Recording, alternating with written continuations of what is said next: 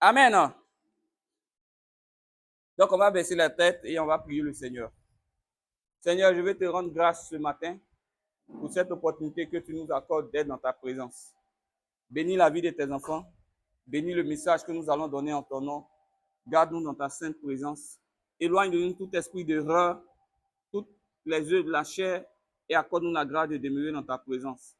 Père, que toute personne, tout esprit qui veuille, éternel mon Dieu, perturber ce moment, qu'il soit vaincu et chassé au nom de Jésus-Christ. Dispose le cœur de tes enfants au nom puissant de Jésus-Christ. Amen. Que Dieu soit béni, que gloire soit rendue à Dieu. Ce matin, mon thème est le suivant. Je ne serai pas long. C'est une forme d'introduction à tout ce qui sera fait durant le mois de décembre. Mon thème est le suivant.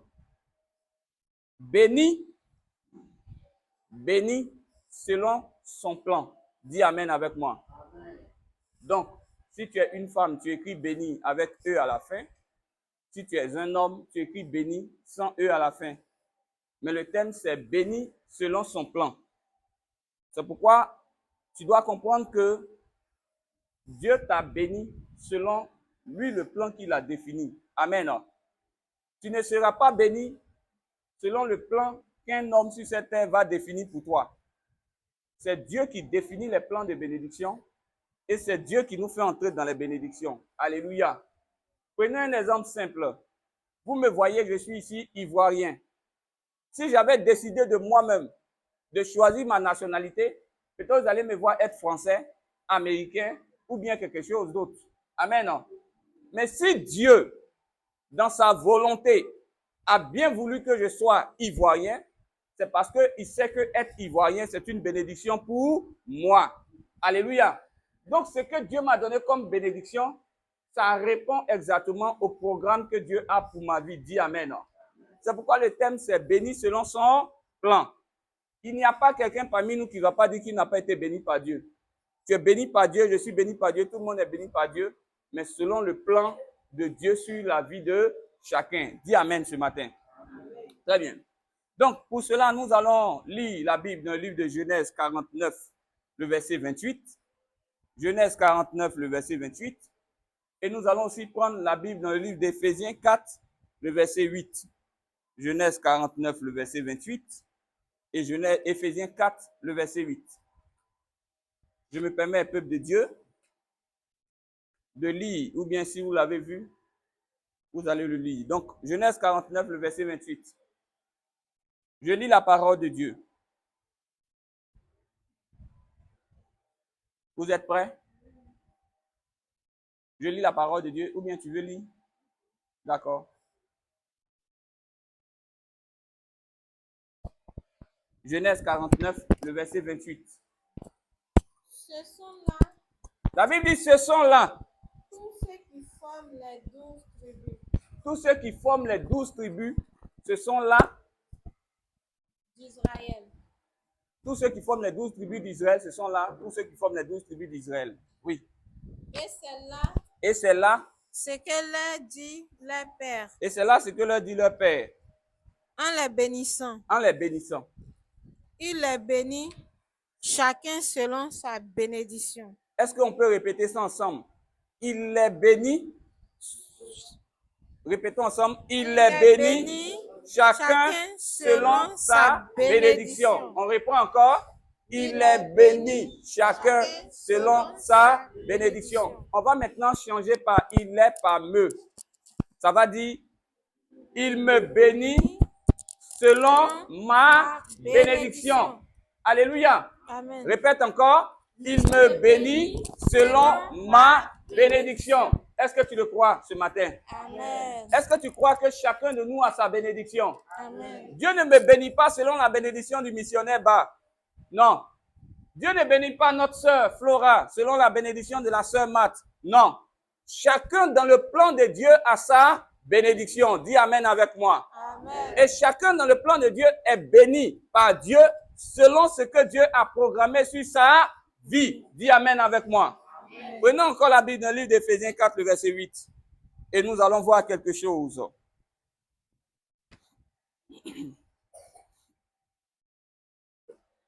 Éphésiens 4, le verset 8.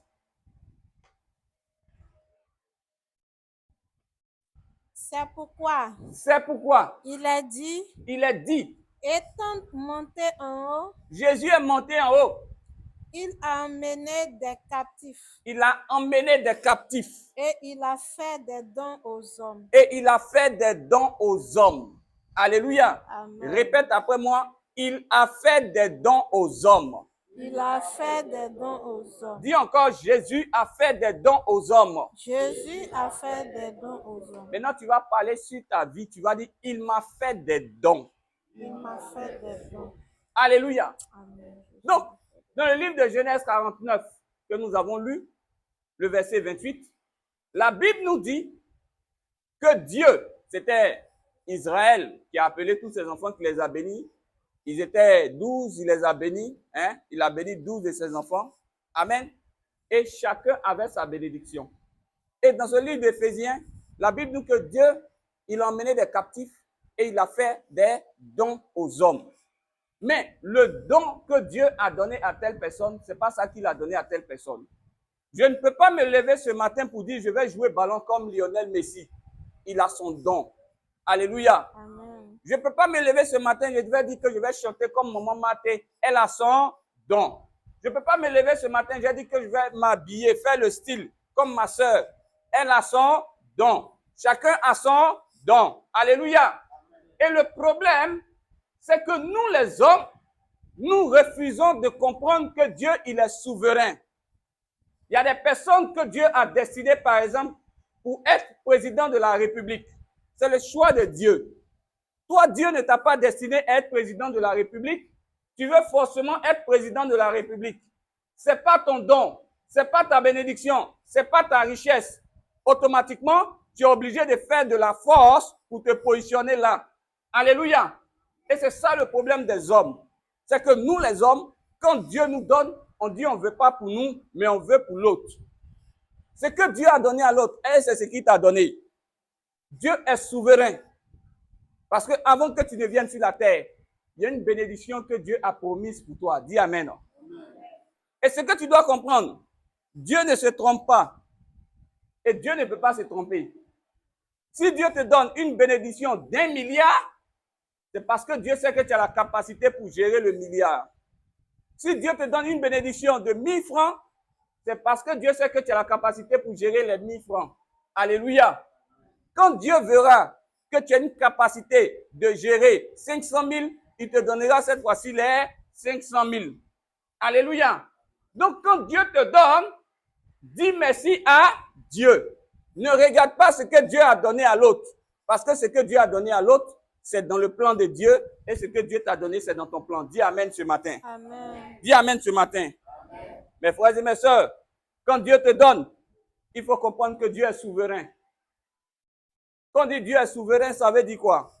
C'est Dieu qui décide de faire ce qu'il veut, comme il veut, avec qui il veut, quand il veut. Alléluia. Donc, tu ne peux pas dire, moi, comme je veux ça, alors je vais aller prendre ça. Non, ça ne se fait pas comme ça. Et pour comprendre la souveraineté de Dieu, il faut être suffisamment dans les dispositions spirituelles. Il faut être suffisamment en esprit. Sinon, si tu es dans la chair, tu vas pécher inutilement. Amen. Donc, ce matin, je viens de vous rappeler que notre Dieu, il est souverain. Il donne ses bénédictions selon ce qu'il a prévu pour chacun. Mais en plus, il attend que nous puissions être suffisamment disposés pour comprendre son œuvre dans notre vie et dans la vie des autres.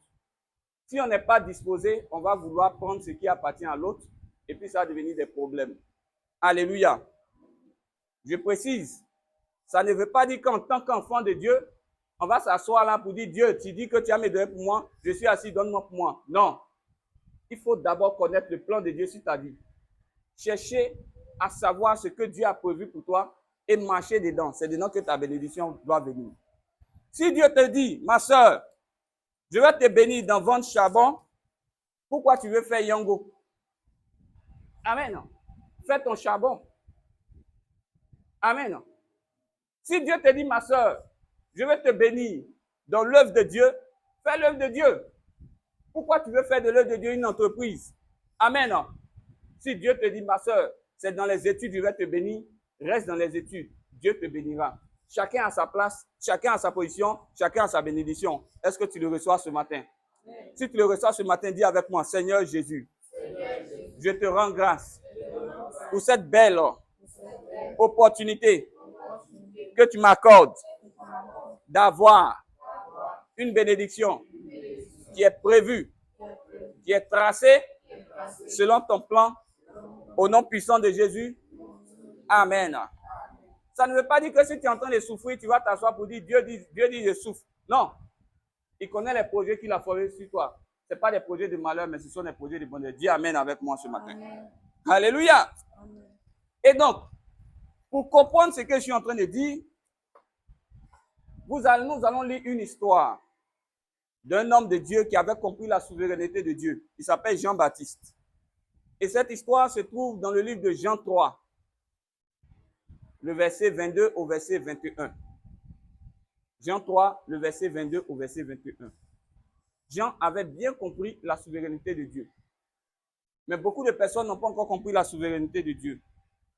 Beaucoup de personnes luttent. Après cela, la Bible dit après cela, Jésus accompagné de ses disciples, Jésus est accompagné de ses disciples. Se rendit dans la terre de Judée. Il s'est rendu dans un endroit, oui. Et là, il demeurait avec eux. Et là, il va demeurer avec ses disciples. Jean 3, le verset 22 au verset 31. Oui. Et il baptisait. Dis avec moi, l'équipe de Jésus baptisait. L'équipe de Jésus baptisait. Continue, ma soeur. Jean aussi baptisait. Dis avec moi, Jean aussi baptisait. Jean aussi baptisait. Continue. À Hénon. À Hénon. Près de Salim. Près de Salim. Parce qu'il y avait là beaucoup d'eau. Parce qu'il y avait là beaucoup d'eau. Et on y venait pour être baptisé. Et on y venait pour être baptisé. Alléluia. Amen. Amen. Donc, je vous parle de Jean-Baptiste qui a compris que Dieu est souverain. Amen.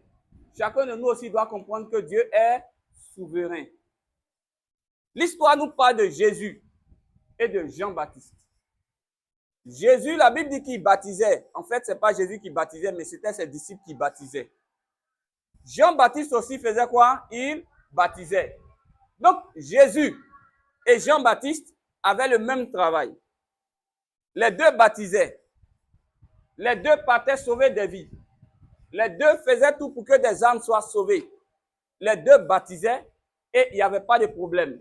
Alléluia.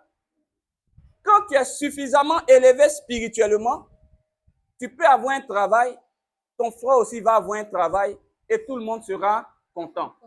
Mais quand tu n'es pas suffisamment élevé et que tu vis dans la chair, quand tu as un travail, tu ne veux pas aussi que les autres aient un travail. Tu veux être le seul pour qu'on t'acclame, pour qu'on t'applaudisse, pour qu'on dise c'est lui, pour qu'on dise c'est lui. Et quand tu vois quelqu'un à côté de toi qui est en train de monter, qui est en train d'être béni, qui est en train d'être élevé, quand tu n'es pas dans les dispositions de Dieu, ça t'énerve, tu veux le tuer, tu veux le casser. Laisse-moi te dire une chose. La bénédiction de l'autre n'est pas ta bénédiction. Ta bénédiction aussi n'est pas lui sa bénédiction. Chacun de nous peut faire le même travail, mais c'est Dieu qui va récompenser chacun de nous. Jean baptisait, Jésus et son équipe baptisaient, mais il n'y avait pas de problème. Quand Dieu bénit ton frère, sois content. Quand Dieu te bénit, sois content. Parce que Dieu décide de bénir qui il veut, comme il veut, c'est lui qui a décidé. Alléluia. Donc, Jean et Jésus, c'est le même travail. Pas de problème. Le verset 25, que se passe-t-il, ma soeur?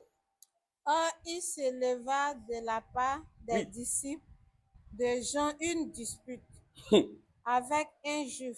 Il s'est élevé quoi? Une dispute. Une dispute, c'est quoi? Des discussions, des discours. On va aller un peu plus fort. Des palabres. Jésus n'a pas fait palabre. Jean n'a pas fait palabre. Mais qui faisait les histoires? Les disciples de Jean avec les Juifs. Et ils faisaient palabre sur quoi? Un juif touchant la purification. Touchant à la purification. Donc ça veut dire quoi? Le problème n'était pas Jésus. Le problème n'était pas Jean-Baptiste. C'était des personnes qui étaient disposées spirituellement. Mais le problème était les disciples de Jean-Baptiste et les Juifs. Les problèmes, les querelles, les palabres commencent toujours quand dans le peuple, ou bien dans l'assemblée, ou dans la famille, il y a des gens qui ne sont pas spirituels, mais il y a des gens qui sont charnels. Ceux qui sont charnels, c'est eux qui aiment les comparaisons. Ceux qui sont charnels, c'est eux qui aiment dire, lui, là, il a plus que toi. Lui, là, il n'a pas plus que toi. Lui, là, il a ça que toi. Lui, là, il n'a pas ça que toi. C'est de là que viennent les discours. C'est de là que viennent les discussions. Alléluia. Amen. La Bible dit que Jésus-Christ baptisait, Jean-Baptiste baptisait, pas de problème. Amen. Amen. Mais les disciples ont commencé à faire des discours. Quand tu es suffisamment élevé, tu n'as pas de problème quand Dieu bénit ton frère. Mais quand tu n'es pas suffisamment élevé et que tu es charnel et que tu ne connais pas les choses de Dieu, les bénédictions et le travail de Dieu deviennent des sujets de discours, des sujets de disputes, des palabres en un point fini. Les palabres ne naissent que de la vie de personnes qui sont charnelles. Si vous voyez une personne qui aime les histoires, elle n'est pas spirituelle, elle est charnelle. Alléluia. Amen. Et quand tu es charnel, tu ne vois pas ce que Dieu voit. Mais toi, tu vois, il est en train de me dépasser. Elle est en train d'avoir ce que moi je voulais. Et puis les palabres naissent. Voilà. Maintenant, quand les discours sont arrivés, quand les disputes sont arrivées, Jean-Baptiste, qui était un être spirituel, il a eu une manière de réagir. Je parle de Jean-Baptiste ce matin pour appeler le peuple de Dieu à monter spirituellement, à comprendre la souveraineté de Dieu et à vivre des bénédictions que Dieu donne à chacun sans convoiter ou sans jalouser l'autre. Alléluia. Que dit la Bible dans le livre du verset 26? Oui, Jean 3, le verset 26. Ils vinrent trouver Jean Ils sont venus trouver Jean et lui dirent, et lui dire, Rabbi, oui, maître, celui qui était avec toi au-delà du Jourdain tu vois le Seigneur Jésus là, non? et à qui tu as rendu témoignage, Lui que tu as vu, tu as rendu témoignage de lui là. voici, Le voilà maintenant. il baptise Il est en train de baptiser. et tous vont à lui. Et tout le monde est en train de partir à lui, hein? Alléluia! Amen. Hey! Alléluia! Hey! Alléluia! Hey! Il dit, mais Jésus, hey, Jean-Baptiste, voilà ton petit là. Parce qu'eux, ils ne savent pas que c'est le maître. Ils ont vu qui? Ils ont vu Jean-Baptiste baptiser Jésus. Donc, dans leur tête, Jésus, c'est un petit. Il dit, mais voilà le petit là. Tu l'as baptisé là. Voilà tout le monde en train de partir à lui. Le peuple se retrouve en lui. Le peuple se retrouve en lui. Alléluia. Il y a des bénédictions en lui. Il y a des promotions en lui. Il y a une élévation. Parce qu'ils n'avaient pas compris les choses de Dieu. Ils ont commencé à faire les discours. Mais Jean-Baptiste, qui est un être spirituel, qui est dans la dimension de Dieu, il va leur donner une réponse. Dis Amen avec moi. Amen. Il faut lire le début du verset, ma soeur. Le début. Oui. Verset 26. Il vint trouver Jean Il vint trouver Jean. et lui dire, Stop. Ils sont venus trouver Jean. Jean était où? Prenez le verset 23. Jean aussi baptisait à Hénon, Ah, et non. Près d'où? Près de Salim. près de Salim. Donc, ils sont partis trouver Jean où? À Hénon. Dis ce matin, je suis à Hénon. Je suis à Hénon. Alléluia. Ils sont allés trouver Jean-Baptiste à Hénon. Jean-Baptiste se trouvait où? Hénon, ça veut dire source. Salim, ça veut dire agitation. Donc, Jean-Baptiste se trouvait près de la source. Auprès de la source, il y a toujours de l'agitation. Ça veut dire qu'en tant qu'enfant de Dieu, tu peux faire deux choix. Soit te mettre du côté où il y a les disputes, les agitations, ou te mettre du côté où il y a la paix, dans la présence du Saint-Esprit qu'on appelle la source. Donc, Jean-Baptiste ne se trouvait pas ailleurs. Jean-Baptiste se trouvait spirituellement dans la présence de Dieu.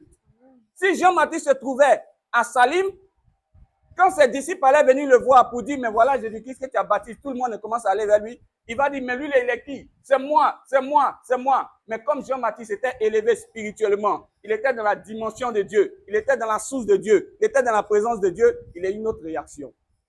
Tout celui qui est à côté de toi, dis-lui, mon frère. Dis-lui, mon frère, en cette fin d'année, demeure à Hénon. À Hénon, il y a la vie de Dieu. À Hénon, il y a la présence de Dieu. À Hénon, tu serais élevé spirituellement et tu comprendras la souveraineté de Dieu au nom puissant de Jésus. Dis, je suis à Hénon. Il dit, il était à Hénon, près de Salim. Salim, là, ça veut dire agitation, ça veut dire problème. C'est-à-dire que Dieu dit, Jean-Baptiste pouvait entrer là où il y a les problèmes, mais Jean-Baptiste a décidé de rester là où il y a la source, la vie de Dieu. Touche quelqu'un à côté de toi, dis-lui, sors de Salim. Sors de Salim. Dans tout endroit. Dans tout endroit. Où se trouvent des comparaisons, des agitations, des jalousies, des querelles. Je te dis, sors au nom puissant de Jésus. Dis-lui, choisis. Et non, choisis la vie. Ils sont venus trouver Jean-Baptiste là où il y avait la source. Donc Jean-Baptiste était dans les dimensions spirituelles. Il était réfugié dans la présence de Dieu. Et donc, ce qui devait être un problème, on dit Jean-Baptiste, voilà le petit Jésus, il est en train de devenir puissant, les gens viennent à lui, les gens se retrouvent à lui. Au lieu que Jean-Baptiste fasse des histoires, qu'est-ce que Jean-Baptiste a dit? Verset 27. Jean répondit. Jean va répondre. Un homme ne peut recevoir que ce qui lui a été donné du ciel. Alléluia. Amen. Jean a répondu quoi? Un homme ne peut recevoir que ce qui lui a été donné du ciel. Quand tu es dans les dispositions de Dieu, quand tu ne vis pas comme un homme charnel, comme une femme charnelle, tu sais que sur la terre, là, Dieu, il donne à qui il veut, quand il veut, comme il veut et le jour il veut. Jean-Baptiste dit, c'est Dieu qui est souverain. Tant que tu n'as pas accepté ça dans ta vie, tu vas être jaloux. Tu vas te dire pourquoi c'est à l'autre que Dieu donne et pourquoi c'est pas à moi. Jean-Baptiste a dit, Dieu est souverain. Relis-le, ma soeur. Jean répondit. Il va répondre. Un homme ne peut recevoir. Il ne peut recevoir que ce qui lui a été donné du ciel. Ce qui t'appartient là, c'est pour toi. Dis Amen. Amen. Ce que Dieu a décidé dans le ciel qui doit te revenir, il va te revenir. Dis Amen. Amen. Les gens vont faire ce qu'ils veulent. Les gens vont faire comme ils veulent. Les gens vont parler comme ils veulent. Mais quand Dieu décide de te donner quelque chose, c'est pour toi. Ils ne pourront rien. Ils feront tout. Ils te feront la guerre. Ils te critiqueront. Ils t'accuseront. Ils t'insulteront. Ils te mépriseront. Ils te mettront en parole avec tout le monde. Mais ce que Dieu a déclaré sur ta vie, c'est pour toi. Dis avec moi au nom de Jésus. Au nom de Jésus. Ce que Dieu m'a donné. Ce que Dieu m'a donné. Sur cette terre. Personne Personne ne peut me l'enlever. ne peut me l'enlever. Car Jésus est souverain. est souverain. Et tu as été prêché ce matin. Amen. Il dit tout se décide dans le ciel. Lis-le encore, ma soeur. Un homme ne peut recevoir que ce qui lui a été donné. Où? Du ciel. Les combats, les décisions ne se prennent pas sur la terre. C'est dans le ciel. Dans le ciel. Dans le ciel. Si tu vois ton frère être béni, ne jalouse pas. Va auprès de Dieu. Va auprès de Dieu. C'est lui qui a la décision pour ta bénédiction. Alléluia. Amen. Tout se décide par Dieu dans le ciel et non sur la terre. Quand tu ne comprends pas ça, tu fais des histoires inutiles. Amen. Amen. Il y a une de nos sœurs qui est dans la salle. Je n'ai pas dit son nom, elle va se reconnaître. Elle a fait une publication que j'ai vue. Mais je n'ai rien dit, je souriais. Elle dit, mais, comme vous voyez les gens avec leur mari là, vous pensez que c'est facile quoi? Vous vous levez, vous partez les voler. Voler? Voler! Voler! Tu penses que c'est vol? Vol? Ce que moi je gère là, toi tu peux gérer ça. 2 jours après, je suis fatigué. Et il est comme si, il est comme ça. Ce qui est pour toi est pour toi. Ce qui n'est pas pour toi n'est pas pour toi. Dis Amen. Amen. Il ne faut pas prendre ce qui n'est pas pour toi. Tu es là comme ça, tu te lèves un matin, tu dis, toi, tu veux prendre un titre, gros titre. Moi, je peux me voir, c'est moi tout à l'heure, je suis là, j'ai dit, bon, à partir d'aujourd'hui, appelez-moi monsieur le professeur. Bon, si on dit, tiens, monsieur le professeur, on va t'envoyer là où il y a les professeurs. Maintenant, on t'envoie là où il y a les professeurs. Il paraît que ça peut, ou bien ça peut pas. Il ne faut pas faire les choses comme ça. Ce qui est pour toi est pour toi. Ce qui n'est pas pour toi n'est pas pour toi. Ne prends pas ce que tu vois. Demande à Dieu, qu'est-ce que tu as prévu pour moi? Il te donnera pour toi. Dis Amen. Amen. N'oubliez pas, hein, je vous ai dit au début que Dieu bénisse chacun selon sa bénédiction. Donc Jean-Baptiste, quand les gens sont venus à lui, au lieu de faire des histoires, il dit laissez cette affaire. C'est Jésus qui est souverain. Il donne à qui il veut comme il veut. Pas besoin de se battre pour des choses que Dieu n'a pas destinées. Mes frères et mes sœurs, j'ai l'exemple d'une femme qui avait été envoyée en mission dans un autre pays. C'était un pays juste à côté. Et comme elle ne pouvait pas aller, elle avait une autre mission. Elle a dit à une de ses sœurs, va faire la mission dans ce pays-là, parce que on ne me connaît pas là-bas. Donc si tu viens, tu mets mon nom seulement. Elle a payé son billet d'avion. La sœur s'en va, vous savez ce qu'elle fait? Au lieu de mettre le nom de sa sœur qui l'a envoyé, elle s'en va même mettre son propre nom. Parce qu'elle se disait que, en partant, on allait donner la place là, on allait lui donner la place. Elle a mis son nom. Elle a mis en gras. Elle a souligné. Elle a souligné. Les décisions sont tombées zéro. Ce qui est pour toi est pour toi. Ce qui n'est pas pour toi n'est pas pour toi. Quand tu veux prendre de force ce qui ne t'appartient pas, ça se garde dans ta main. Alléluia. Jean-Baptiste avait compris. Et laissez-moi vous dire, mes frères, quand tu veux prendre ce que Dieu ne t'a pas destiné, tu es obligé de manipuler. La manipulation, ça vient d'où? Si moi, tout à l'heure, Dieu ne m'a pas appelé à faire l'œuvre de Dieu, là, vous allez le sentir. C'est moi qui vous dis, vous n'avez pas besoin d'attendre 1 an. En 1 mois ou en 2 mois, vous allez le sentir. Je vais venir ici manipuler. Je vais prendre ma soeur qui est là, la Marie vient. Celle qui est là-bas, là. Il ne faut plus partir là-bas. Hein. Elle est mauvaise, elle est comme si. J'ai fait un rêve, c'est la manipulation. Dieu n'est pas dans ça. Tu vas beau manipuler, tu vas beau mentir, un jour ça va te rattraper. La vérité emprunte les escaliers, le mensonge les ascenseurs, mais à la fin, c'est la vérité qui arrive toujours.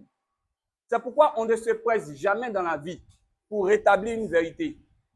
Quand la vérité sera rétablie, le manipulateur ou le menteur sera dévoilé. Et la petite honte aurait été mieux que la grande honte qui arrive. Je vois une grande honte arriver sur tes ennemis, dis Amen. Amen. Je vois une grande honte arriver sur eux, dis Amen. Amen. Je vois une grande honte arriver sur tes persécuteurs, dis Amen. Amen. Au nom puissant de Jésus. Verset 28, ma soeur. Vous-même. Vous-même. Vous m'êtes témoin. Vous m'êtes témoin que j'ai dit. Je ne suis pas le Christ. Jean-Baptiste dit quoi? Il dit, je ne suis pas le Christ. Lui que j'ai baptisé là, c'est lui qui est le Christ. Amen. Quand tu es élevé spirituellement et que tu ne vis pas dans la chair, tu ne te fais pas passer pour celui que tu n'es pas. La convoitise fait qu'aujourd'hui, les gens se font passer pour ceux qui ne sont pas. Il dit, je ne suis pas le Christ. Je ne suis pas elle. Je ne suis pas l'autre. Mais tu veux te faire passer pour l'autre. Ça ne marche pas. Il dit, vous êtes témoins que moi j'ai dit que je ne suis pas le Christ. Et on souffre. Parce que souvent on veut se faire passer pour ce qu'on n'est pas. Si tu as 1000 francs par mois, tu veux montrer que tu as 1 million par mois. Tu changes les habits. Tu changes les vêtements. Tu changes les coiffures. Tu changes tout. Maintenant, tu enlèves l'argent où? Quand tu veux te faire passer pour ce que tu n'as pas, ou tu n'es pas, tu es obligé d'aller prendre ce qui ne t'appartient pas. Tu es obligé de vivre dans le mensonge et dans l'hypocrisie. Dis à quelqu'un à côté de toi, sois toi-même. Il y a des choses que Dieu a prévues pour toi. Tu n'as pas besoin de te faire passer pour celui que tu n'es pas. Mes frères et mes sœurs, Quand vous voyez des personnes, excusez-moi du thème, qui n'ont pas suffisamment d'argent, mais qui veulent se faire passer pour des gens qui ont l'argent, ils vont faire plus de bruit que d'action. Allez-y sur les réseaux sociaux. Je suis un peu désolé, mais il y a une histoire que vous avez vue tout dernièrement. Il y a des gens qui viennent avec beaucoup d'argent. Est-ce que c'est ton argent?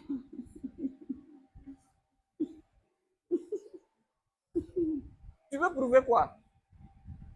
Ce que tu n'es pas là ne te fait pas passer pour ça. Et ce qui est grave, il y a des gens qui savent qu'ils sont méchants, mais ils veulent se jouer les gens gentils. Un jour, ça va sortir. C'est comme un homme. Quand un homme doit courtiser une femme. Le premier rendez-vous, parfum. Il vient en taxi, chaussures. Même quand ils sont en train de manger, elle s'appelle Clémentine. Hein, je dis ça comme ça. Clémentine, tu veux manger quoi? Moi, je veux manger poulet, tant. Il dit, mais moi, j'ai pas faim quand je te vois. Mon amour, mon bébé, ma chérie, mange. C'est un blagueur qui est là. Elle a mangé. Il invite encore. Elle dit, j'ai besoin d'Orange Money. Il fait. Dépôt, il fait. Mais après, quand Clémentine est devenue sa femme, quand il commence à manger, dernière cuisse de poulet, il se bat dessus. Comment ça me donne? Alléluia. Amen. Mais quand il était dans la phase de séduction, il se montrait gentil. Mais quand il t'a eu maintenant là, c'est là que tu vas voir son vrai visage. Dis à quelqu'un, fais attention. Fais attention. Fais attention. Dis, hé mon frère. Fais attention. La Bible dit qu'ils viendront à vous en vêtements d'agneau. Oh, à l'intérieur, ce sont des loups. Quand ils vont venir, là, ils ne vont pas faire sortir leur croc. Hein. Ils portent son habit d'agneau. Mon bébé, ma bébé, et tu veux quoi? Mais quand il a fini de t'utiliser, c'est là que tu vas voir maintenant qu'il était venu pour te manger. C'est comme ça la vie. Donc mes frères, ne vous faites pas passer pour celui que vous n'êtes pas. Il faut être honnête dans la vie. Si tu manges une fois par jour, dis je mange une fois par jour. Tu manges une fois par jour, c'est toi qui t'en vas sur les réseaux sociaux pour dire moi qui suis là, je mange 10 fois par jour. Je mange tellement que je nourris même les orphelins. Pourquoi tu fais les choses comme ça? Dis à quelqu'un à côté de toi, sois ce que Dieu veut que tu sois. Reste dans ton chemin. Et Dieu te bénira selon sa bénédiction. Alléluia. Amen. Verset 29. Donc le verset 27, je vous ai dit que Dieu, et Jean-Baptiste a compris que Dieu est souverain. Il a compris que tout se décide dans le ciel. Le verset 28, je viens de vous dire qu'il ne faut... Jean-Baptiste ne s'est pas fait passer pour ce qui n'était pas. Parce qu'il avait compris les choses de Dieu spirituellement. Le verset 29 nous dit quoi? Je vais finir par là. Celui à qui appartient l'épouse, oui, c'est l'époux. Celui à qui appartient l'épouse, c'est l'époux. Mais l'ami de l'époux, oui, qui se tient là et qui l'entend, éprouve une grande joie. Il éprouve quoi? Une grande joie. Il éprouve quoi? Une grande joie. Vas-y. À cause de la voix de l'époux. Oui. Aussi, cette joie qui est la mienne, oui, est parfaite. La joie est comment? Parfaite. Sa joie est comment? Parfaite. Quand tu es élevé spirituellement et que tu as compris que Dieu donne à chacun ce que Dieu a prévu sur sa vie, tu es content de voir l'autre béni. Dis Amen. Amen. Jean-Baptiste a vu Jésus-Christ. Il dit, mais c'est de lui que je vous parlais. Si aujourd'hui les gens vont à lui, gloire à Dieu. Jean-Baptiste était heureux. Quand spirituellement tu es disposé, tu es content de voir ton frère béni. Mes frères et mes sœurs, si tout à l'heure je suis ici, et puis on m'appelle, on dit, ah, le missionnaire est devenu président de la République, qui doit être content? On m'appelle, on dit, mon frère Eric s'est marié, ma soeur Flora s'est mariée, qui doit être content? On m'appelle, on me dit, ma soeur, elle a eu un grand contrat, elle se va faire maintenant les courses à Dubaï, qui doit être content? Et ma joie doit être comment? Parfaite. Parfaite. Quand vous regardez, Jean-Baptiste dit que parce que Dieu l'a béni, moi, ma joie est parfaite. Qu'est-ce qu'on entend par joie parfaite? Son cœur est joyeux, son visage est joyeux. Parce que le visage des gens peut être joyeux, mais leur cœur n'est pas joyeux. Ça, ce n'est pas une joie parfaite. Quand Dieu te dispose spirituellement, tu sais être content quand Dieu bénit les autres. Et ce n'est pas une joie hypocrite. Parce qu'il y a des gens qui sont là, quand ils te voient béni, ah, Dieu t'a béni, je suis content. Mais dans son cœur, il a mal. Dans son cœur, il te maudit. Dans son cœur, il prie pour que ta vie échoue. Ça, ce n'est pas une joie parfaite. Ça, c'est la joie des gens charnels. Les hommes spirituels, ils sont heureux de voir leurs frères bénis. Mes frères et mes sœurs, je rends grâce à Dieu pour vos vies. Parmi nous, beaucoup sont baptisés. Mais j'ai dit, il va y avoir un enseignement sur le baptême. Ceux qui n'étaient pas malades, qui sont déjà baptisés, sont venus quand même. Amen. Amen. Pourquoi? Elle pouvait dire, c'est pas mon problème. Mais la joie de l'autre, c'est ta joie. Amen. Et si on est dans une assemblée, où quand on est content de voir l'autre béni, notre joie est parfaite, Dieu va bénir chacun de nous. Mes frères et mes soeurs, je finis par ce dernier exemple, sur cette partie. J'étais avec des frères. Des frères. On était 3 dans notre groupe. J'étais le plus petit. Le premier s'est marié. On a fait la joie, on a fait son mariage. Le deuxième s'est marié. On était content, on a fait son mariage. Le dernier, c'était moi. Moi, je suis là, je dis, c'est pas grave. J'ai tellement été dans la joie pour mes frères. Quand mon temps de mariage est arrivé là, des choses que moi-même je n'ai même pas prévues, Dieu l'a fait. Ils sont témoins. Ils sont témoins, ils vous diront. Les présents que j'ai reçus là, ça quitte ici, ça vient ici. Montagne, ma femme et moi. Le jour qu'on a fini, lune de miel, c'était là, papa. On déballe cadeau, on compte seulement, ça finit pas. On était dans un studio. Cadeau là a rempli maison. Jusqu'à présent, on a des présents qu'on n'a pas encore touchés. C'est là. C'est là. Vous savez combien d'années on s'est mariés? 8 ans. Ça fait 8 ans. Cadeau là est encore là. On n'a pas tout étudié. Pourquoi? Parce que quand Dieu bénit l'autre, on était content. On participait. On finançait. Dieu aussi va te tester quand tu n'as pas. Quand tu n'as pas, quelle est ta réaction vis-à-vis de l'autre?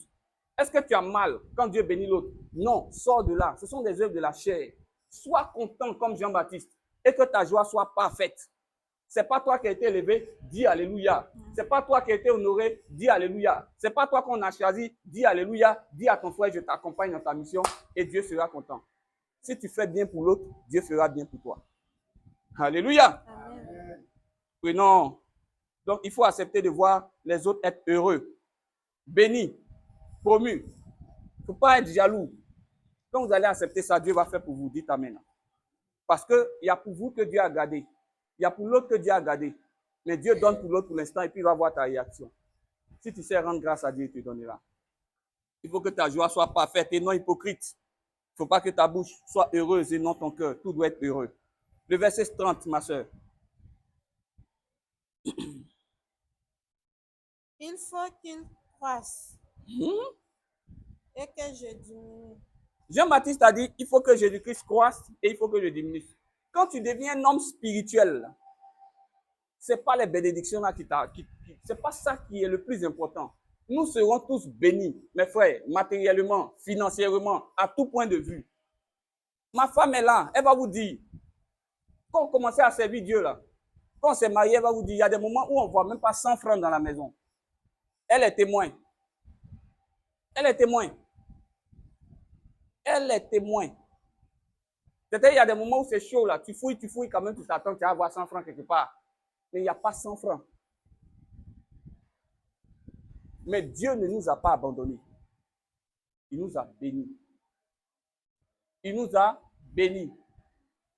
Je n'ai pas dit qu'on est arrivé, j'ai dit Dieu nous a bénis. Hier, j'ai une soeur qui était en train de balayer la maison, elle a commencé à sauter. Elle dit qu'elle a ramassé 100 francs. Elle dit ce sont ses 100 francs. On riait, ma femme et moi. Elle est venue me dire, j'ai ramassé 100 francs. Est-ce que dans notre ancien temps, on pouvait ramasser 100 francs, ma femme? Amen, non? Amen. C'est Dieu qui bénit. C'est Dieu qui donne. C'est Dieu qui élève. Il peut changer ta vie en un seul instant. Mais Jean-Baptiste a compris, comme c'est Dieu qui bénit, moi là, je dois diminuer, Dieu va croître. Ça veut dire quoi? Il faut que lui, en tant qu'être spirituel, il donne toute la place à Dieu. Si tu ne donnes pas toute la place à Dieu dans ta vie et que tu veux faire les choses par ta propre force, tu vas faire ce qu'on appelle le travail de Goliath. Tu vas transpirer, tu vas suer, tu as fait beaucoup d'efforts. Et puis c'est petit cacabat qui est venu. Gloire soit rendue à Dieu. Amen. Donc mes frères, il faut laisser la place à Dieu. Il faut laisser Dieu prendre la place dans notre vie. Il ne faut pas marcher dans la convoitise. Il faut être suffisamment sage et humble pour faire confiance en la souveraineté de Dieu. Dernier verset et on finit, on a déjà dépassé le temps. Le verset 31, ma soeur. Celui qui vient d'en haut est au-dessus de tous. Celui qui est de la terre est de la terre. Amen. Et il parle comme étant de la terre. Amen. Celui qui vient du ciel est au-dessus de tous. Amen. Amen. Jean-Baptiste a compris que le plus important là, c'est pas d'avoir ou de dire pourquoi tu as donné à l'autre, pourquoi tu ne m'as pas donné.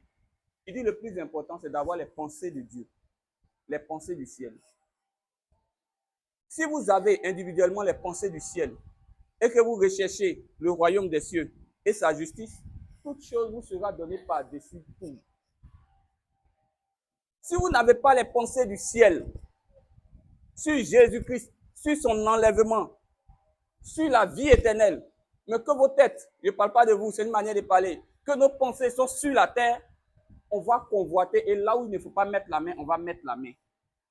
On a vu beaucoup de jeunes vendre leur âme au diable.